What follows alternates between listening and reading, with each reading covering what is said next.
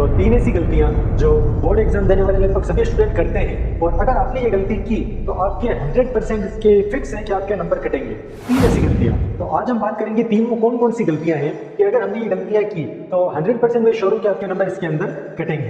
तो देखिए बिल्कुल शुरुआत से शुरू करते हैं। आपके साथ ऐसा कभी ना कभी हुआ होगा कि आप जैसे एग्जाम देने गए, वहां पर आपने पेपर देखा, पेपर को जैसे ही खोल कर देखा तो आपको पता चला कि ये जो आंसर है, ये जो क्वेश्चन है, ये क्वेश्चन मैंने पढ़ा हुआ है, मुझे क्वेश्चन आता है, लेकिन जब आप करने बैठते हैं तो आपसे होता नहीं। यानी आप लिखने बैठे, आपको लग रहा है कि मेरा पढ़ा हुआ है, मुझे याद है, लेकिन आपको वहां पर एग्जाम के अंदर याद नहीं आ रहा कि मेरा पढ़ा हुआ है लेकिन मैं यहाँ पर भूल गया। एक तो देखो वहां पर डर का माहौल भी होता है, लेकिन इसकी मेन वजह क्या है? इसकी मेन वजह यहाँ पर पहली प्रॉब्लम है जो कि है हमारी रिवीजन की कमी।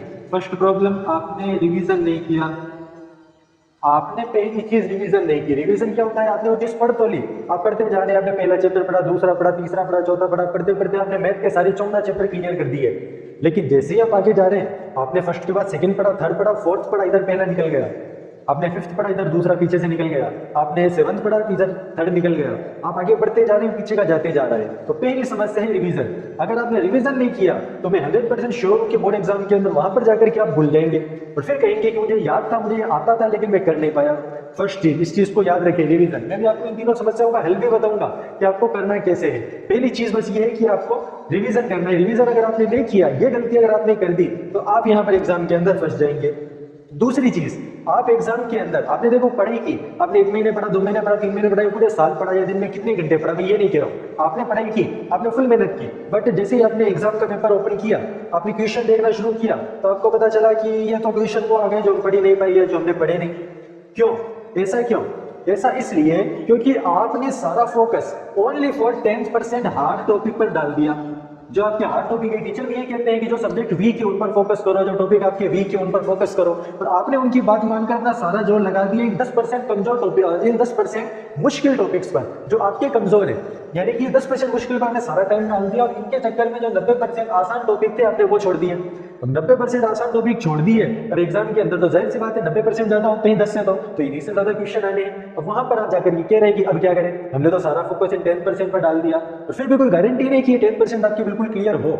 ये 90 तो हो भी जाएंगे, अगर आपने इन पर फोकस किया तो 90 तो फिर भी हो जाएंगे, बट ये 10 तो होने वाले हैं नहीं। ये हार्ड टॉपिक है, आप पहले इन्हें करिए।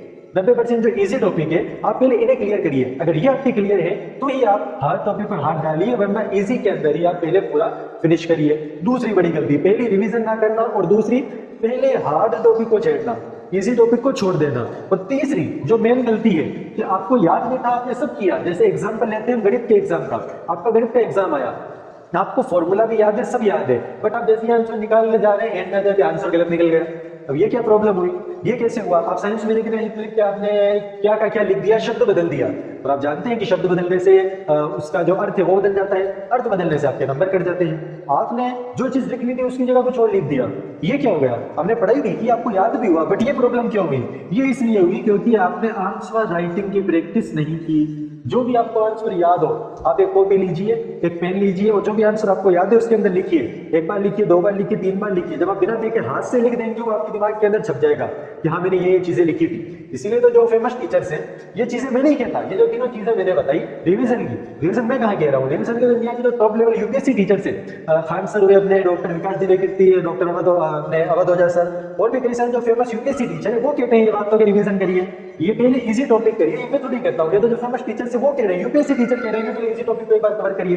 आंसर राइटिंग की मैं कहाँ कह रहा हूँ, ये तो जो ये सारी चीजें साइंटिफिक तरीके हैं, ये मैं नहीं कह रहा हूँ, ये अपनी तरफ से नहीं बता रहा हूँ, ये सारी चीजें साइंटिफिक है। तो आप इन तीनों चीजों पर फोकस करें। रिवीजन का क्या करें?